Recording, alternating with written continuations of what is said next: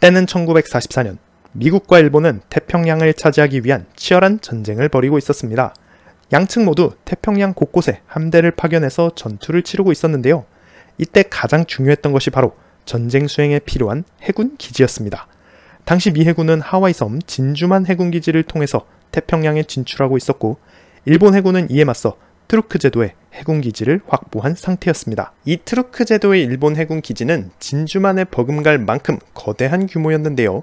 오늘 주인공이 될 배경이 바로 이곳입니다. 전쟁 내내 미국과 일본 양측 모두 이 상대방 해군 기지를 파괴하는데 굉장히 노력을 했습니다. 당장 태평양 전쟁만 해도 일본 해군 항공모함 함대가 진주만 해군 기지를 기습 공격하면서 시작했단 말이죠. 그만큼이나 해군 기지는 중요한 존재였습니다.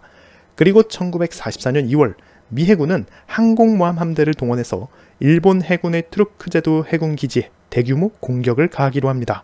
이것이 바로 작전명 헤일스톤, 우박 작전이 되겠습니다. 오늘은 일본 해군 기지 멸망의 날 헤일스톤 작전 이야기 자세히 보겠습니다. 너무 중요한 트루크 제도 해군 기지. 트루크 제도는 일본 해군의 태평양 전쟁 그 자체를 책임지던 곳이었습니다. 왜 그런지 함께 보겠습니다. 먼저 위치가 너무 중요했습니다.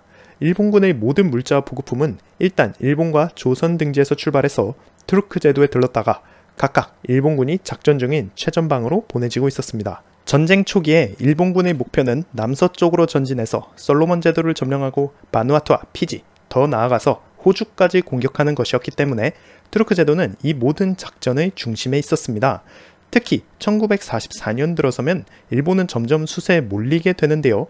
이때 괌, 사이판, 팔라우 등 중앙태평양의 섬들을 방어하는 데 있어서 트루크 제도의 해군력은 너무나 중요했습니다. 그런 만큼 일본 해군은 핵심 전력 대부분을 트루크 제도에 배치하고 있었는데요. 이 사진은 전함 야마토와 무사시가 트루크 제도에 정박한 순간을 담고 있습니다. 이 배들은 역사상 존재했던 가장 큰 전함인 동시에 일본 해군이 정말 극비사항으로 감춰두고 있던 비장의 무기였거든요. 이런 최종 병기 전함 두 척이 모두 트루크 제도에 배치되어 있던 것이죠. 이건 1944년 2월 4일에 촬영된 트루크 제도 사진인데요. 수많은 일본 해군 함정들이 배치되어 있는 모습 볼 수 있습니다. 특히 눈여겨볼 것은 항공모함 두 척까지 보인다는 겁니다. 이 항공모함이란 태평양 전쟁 통틀어 가장 중요한 전력 아니겠어요? 이렇게 항공모함 함대까지 트루크 제도에 배치되어 있던 겁니다. 한편 사진 속에는 커다란 일본군 활주로도 보이는데요. 트루크 제도는 중앙태평양 최대의 일본군 비행장이기도 했습니다.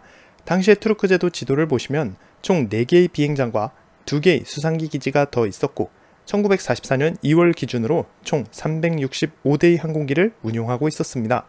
더블린섬 앞에는 커다란 일본 해군 항구도 위치해 있었고요. 이 시설물들을 운영하고 방어하기 위한 34,000여 명의 인원이 주둔하고 있었습니다. 거기에 더해 레이더 기지까지 여러 곳에 배치되어 있었는데요. 덕분에 일본군은 공습이 오기 적어도 30분 전에는 조기 경보를 받을 수 있는 방어 시스템도 갖추고 있었습니다. 이렇게 트루크 제도 기지는 일본군의 중심이자 강력한 해군 기지였습니다. 미 해군 작전. 1944년 2월 미군은 에네웨타크 섬에 상륙할 예정이었습니다. 사실 이 작은 섬 하나 점령하는 건 큰 걱정까진 아니었죠. 진짜 문제는 1200km 떨어진 곳에 트루크 제도 해군 기지가 있었다는 겁니다. 여기서 일본 해군 항공부대와 함대가 지원 올 수 있다는 위험이 있었습니다.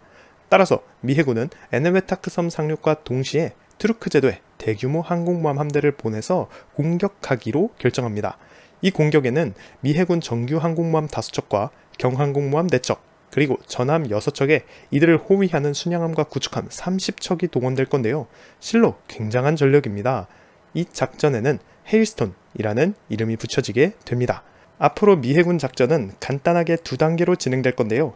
1단계 미 해군 항공모함 함대는 전투기 부대를 발진시킵니다. 그러면 일본군은 이걸 막기 위해서 자신들 전투기를 출격시키겠죠. 이때 한 차례 공중전을 통해서 일본군 전투기를 싹 쓸어버리고 나면 그때 2단계로 미 해군은 폭격기 부대를 발진시킵니다.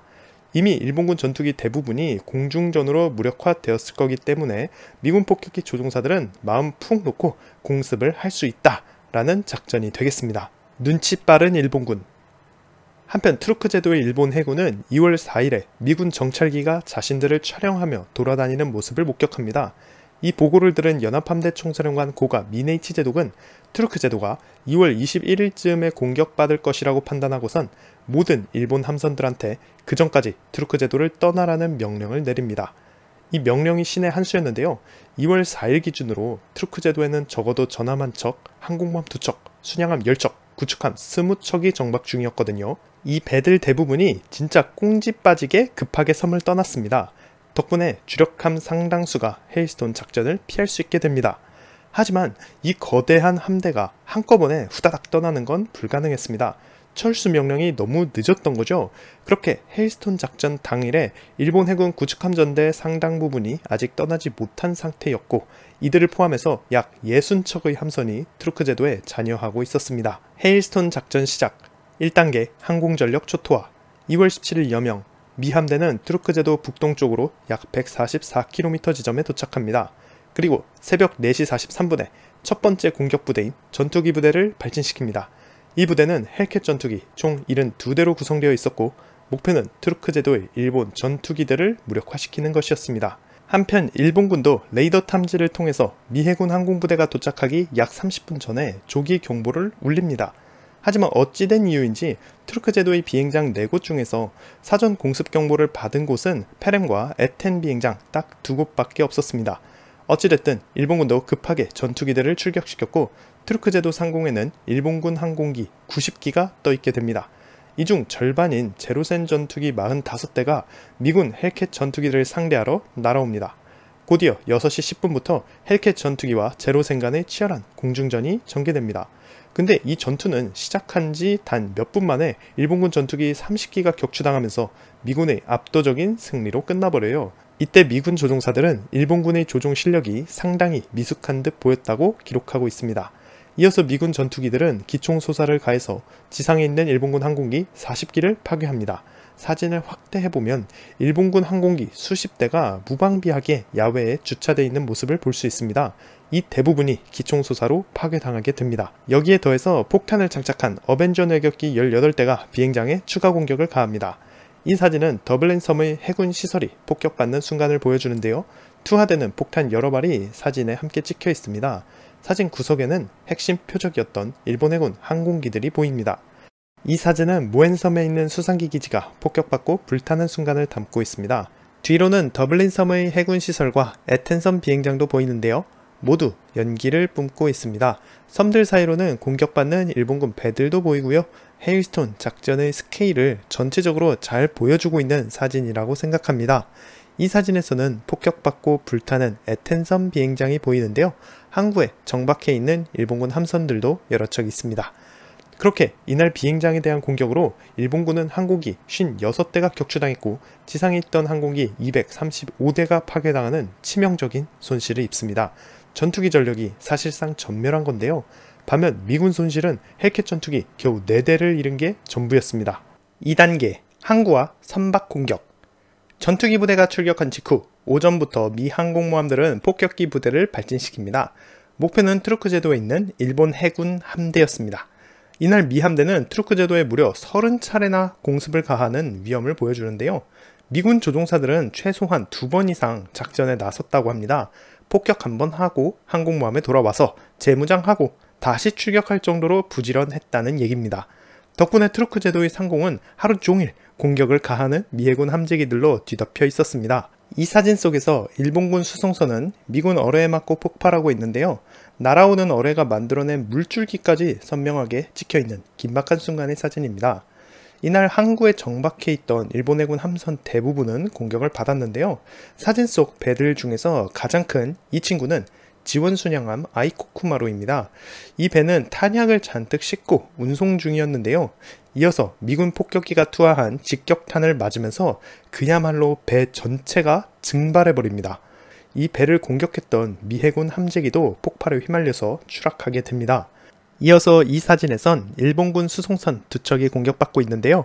이런 배들은 애초에 군함으로 건조된 것도 아니었고 민간 상선 출신이 대부분이었습니다. 방어력도 약하고 속도도 느린 탓에 공습에 특히 취약했습니다. 수송선들의 경우 미 해군 항공기에 장착된 59경 기관총에도 선체가 뚫릴 정도로 허약했는데요. 이 사진처럼 폭탄을 맞는다면 그야말로 끝장나는 거였습니다. 이 사진에선 에텐섬 주변의 선박들이 공격받고 있는데요. 섬의 비행장은 이미 연기로 뒤덮여 있고 일본 함정들은 꽁지 빠지게 달아나는 중입니다. 바로 이어지는 이 사진에는 마침 폭탄을 맞고 폭발하는 일본군 배 한 척이 선명하게 촬영되어 있습니다. 이렇게 명중탄을 맞았던 수송선 상당수는 트루크제도 바다에 가라앉았는데요. 선적되어 있던 막대한 양의 물자도 같이 사라졌습니다. 한편 트루크제도에는 미처 떠나지 못한 일본 해군 구축함전대가 남아있었는데요. 이 배들은 정말로 집중 공격을 받았습니다. 이 사진에선 순양함 카토리가 공격을 받고 있는데요. 사진을 잘 보시면 순양함 뒤로 어뢰가 만들어낸 물줄기가 보입니다. 그렇게 카토리는 날아오는 공격을 피하며 필사적으로 북쪽으로 달아나려고 하는데요. 이 사진에는 카토리가 아슬아슬하게 폭탄 2발을 피하는 순간이 찍혀 있습니다. 이건 구축함 아키카제가 기총수사를 받는 순간을 촬영한 사진인데요. 기총수사로 생긴 물보라를 볼 수 있습니다. 또한 공격을 가하는 미 해군의 TBF 어벤져 내격기도 함께 촬영되어 있고요. 여담으로 이날 아키카제는 간신히 공습에서 살아남아서 팔러우 섬까지 달아나는데 성공했다고 합니다. 이 사진은 구축함 타치카제가 좌초한 모습을 담고 있는데요. 이 배는 약 2주 전에 일본군 실수로 이곳에 좌초됐습니다. 그렇게 옴짝달싹 못하는 상황에서 그대로 공격을 받고 침몰합니다. 미 해군의 헬캣 전투기도 함께 촬영되어 있고요. 이 사진은 항공모함 벙커힐의 함재기가 촬영했는데요. 미네카제급 구축함이 파괴되어 불타고 있는 모습을 담고 있습니다. 그렇게 이날 트루크제도에 정박한 일본 해군 함대는 어뢰 최대 70발, 폭탄 400톤을 두드려 맞으며 박살납니다. 3단계 미 전함 공격. 일본 배들은 오전 9시 30분부터 필사적으로 트루크제도를 탈출하려 합니다. 상당수 배들이 북쪽 통로로 환초를 빠져나가려고 했는데요. 하지만 미군은 이를 예상하고 이미 전함 함대를 보내서 이곳을 막고 있었습니다. 전함 2척, 중순양함 2척, 구축함 4척으로 이루어진 강력한 함대였습니다. 폭격을 피해 간신히 달아났던 일본 배들은 이제 살았나 싶었을 테지만 이번엔 전함과 마주하면서 끝장나게 됩니다. 이 사진은 2월 17일 오후 1시 20분쯤 폭격을 받고 폭발하는 일본 해군 함선의 모습을 담았습니다. 사진 오른편에 미 해군 전함 뉴저지호가 5인치 부포로 사격을 가하고 있습니다. 이건 역시 그날 오후에 탈출하다가 파괴된 일본 해군 함선입니다. 배는 침몰하며 불타고 있습니다. 옆에 전함 뉴저지호가 보이고요. 사진은 중순양함 미니애폴리스가 촬영했습니다. 앞전에 공습받고 있던 순양함 카토리 역시 북쪽으로 도주하던 중 전함 공격을 받고 침몰합니다. 이날 미 해군 전함들은 카토리를 포함해서 4척의 함정을 격침시키는 전공을 세웁니다. 전투 결과 2월 17일의 공습으로 트루크제도 해군기지는 사실상 멸망했습니다. 미 해군은 일본군 군함 10척과 수송선 30척을 격침시키는 대승리를 거뒀습니다. 미 해군 함대는 다음날 18일에도 트루크제도를 폭격하지만 이미 항구가 초토화돼서 멀쩡히 떠있는 배가 없었습니다. 또한 일본군은 비축한 식량 75%, 연료 70%를 잃는 피해도 입었습니다. 특히 일본 해군 연합함대의 경우 이번 공습으로 너무 큰 충격을 받았단 말이죠. 그래서 2번 다시 트루크제도로 돌아오지 않습니다. 완전히 해군기지로서 이용가치가 없다고 판단한 것이죠. 트루크제도에 배치된 제4함대 사령관이었던 하라제독이 있는데요. 이 사람은 말만 함대 사령관이었고 사실상 지휘할 배가 휘하에 한 척도 없는 상황이 돼버립니다. 이에 반해서 미 해군 손실은 전투기 12대, 뇌격기 7대, 폭격기 6대, 수상기 2대를 잃은 게 전부였고 이 중 10대는 전투가 아니라 사고로 입은 손실이었습니다. 격추당한 조종사들도 상당수 구조된 덕분에 미군 조종사 전사자는 겨우 29명이었습니다. 그 외에는 일본 뇌격기가 가한 공격으로 항공모함 인트레피드가 어뢰 한 발을 맞으면서 발생했던 사상자 28명이 끝입니다. 너무나 압도적인 미국의 승리였습니다. 이 전투는 태평양 전쟁의 판도가 완전히 미국한테 기울어졌다는 증거라고 생각합니다. 미국이 항공모함 함대로 과감한 기동작전을 펼치면서 주도권을 완전히 사로잡은 모습을 보여줬죠. 물론 일본도 포기하진 않습니다. 트루크제도의 일본군은 섬 방어를 강화하는 한편 비행기를 수리하고 다른 지역에서 보충하고 하면서 항공부대를 재건한단 말이죠. 그래서 2달쯤 지난 4월이 되면 트루크제도에 104대의 항공기가 다시 갖춰집니다. 그래서 미 해군 항공모함들은 4월 28일에 2번째로 트루크제도를 방문해서 함재기 650대로 대공습을 가합니다. 이 공격으로 트루크제도는 진짜 명줄이 끊어지게 됩니다. 이후 일본군 수비대 34,000여 명은 투르크 제도에 고립되어 농사 지으며 버티다가 종전을 맞이하게 됩니다. 세 줄 요약. 투르크 제도에 거대한 일본군 해군 기지가 있었다. 미 해군은 1944년 2월 17일 헤일스턴 작전으로 투르크 제도를 공격했다. 일본군 해군 기지는 항공기 250대 이상, 함정 40척을 잃으며 멸망했다. 관광지가 된 일본 해군 침몰 지역. 오늘날 투르크 제도 최대의 관광 상품은 바로 침몰한 일본군 배들입니다. 배가 수심 15m도 안 되는 얕은 바다에 가라앉았고 해류가 거의 없는 환추 안에 위치했기 때문에 스쿠버 다이빙하기 매우 적합하단 말이죠. 그래서 간단히 수영할 겸 바다에 들어가서 침몰한 배들을 구경하는 관광 맛집이 되었습니다. 이 사진들을 보니까 저도 정말 한번 방문하고 싶어집니다. 이번 에피소드 준비하면서 제 버킷리스트에 투르크 제도 방문해서 수영하기가 추가되었단 말이죠. 그렇게 오늘 이야기 여기서 마쳐보겠습니다. 다들 좋은 하루 보내시기 바랍니다. 감사합니다.